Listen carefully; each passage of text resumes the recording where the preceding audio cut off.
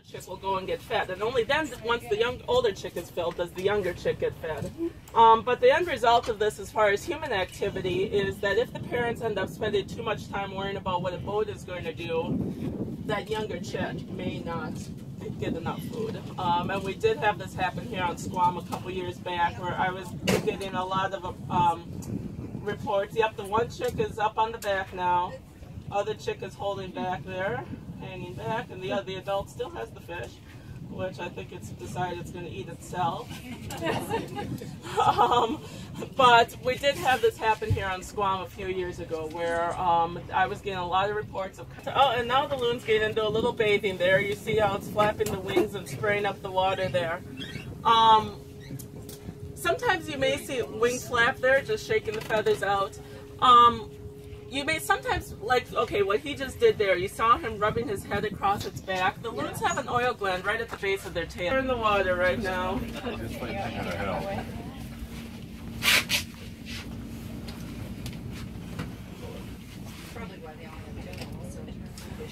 Exactly. You know, it's with the fact that each food item requires a dive by the parents. You know, it's a lot of work for them to raise those two chicks. On that training loon, take a look at where the legs are. When they roll on their side, you can see sometimes the legs will come out. There we go. You can see where that leg is, right back by the tail. And this is one of the things that makes loons such great swimmers. A lot of people think loons and ducks must be really closely related. They've got the web feet, they live in the water, but they really don't. So as you look at this, where this loon's leg is, think about where a duck's leg is. It's about a third forward on their body, whereas the loon's legs are right by their tails. And this is one of the things that makes them such a, oh, now they're taking a bath there. Loons are very enthusiastic bathers. Sometimes I've seen them do a backward somersault, sometimes I've seen them porpoise out of the water, sometimes they'll roll completely on their back and both legs will be flailing in the air. When they really get going, they really get going. Just like any other bird. But having their legs way back in their body is what makes them such, one of the things that makes them such powerful swimmers. That was a good shower. That was a good shower. Exactly. Is the green band significant to the sex? It isn't. Nope. It's we put random colors on them. But well, one chick there just dove. Keep an eye out. We've got one chick on the back. One chick is right now exploring the world underwater and just came up right behind the parents there. But yeah, already showing off the diving abilities there. So, like, when people get into the boat, like from the public area, I mean, do they sort of know? Is there any sort of signage that sort of says? Oh, yeah. So, the chick just went under with a big splash. Yeah, so the question was if we put signs out at the boat launches. Yes, we do. We put signs out asking people, keep your eyes out for the loons, keep your distance from the loons, please don't use lead fishing tackle, please pull, if you lose some line, pull it in. We have information signs that we place at the public boat launches as well. You can see the little chick there is imitating the adult, doing a little side roll there. You see his little white belly sticking out and splash underwater. But yeah, the little chicks do have the white belly and right up behind the parent. The white belly on the chicks is one of the things that does protect them from predators underneath the water as well. So if a predator is looking up, if you've got the white... Can it be that the chick that's so active is the firstborn? Not necessarily. Yeah, not necessarily. Oh, little wing flap there. I love that. Yeah, right now these chicks are pretty close to the same size, which suggests they're getting fed pretty equally, and it doesn't necessarily...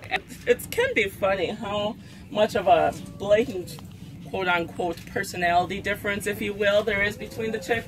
Last year we had a two-chick family, and as it was getting into the fall and the chicks were getting pretty old, and the adults were starting to think about migration, one of the chicks was so independent. That chick would be anywhere in the territory, just going off doing his thing, was all over the place. The other chick was just stuck behind the tail of the parent, and I mean, this chick was fully independent, perfectly capable of feeding itself, but was just a very, very,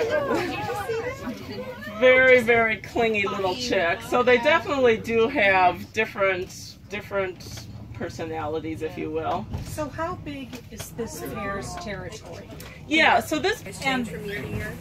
they generally don't know. They're pretty fixed. They're pretty fixed, yep. So I think we're getting into the sailing lesson here, so we'll work our way out here, say goodbye. Decent places to nest. And if the loons have lost their nest site due to shoreline development, if a dock is put in, if a camp is put in, the loons may have no place to go.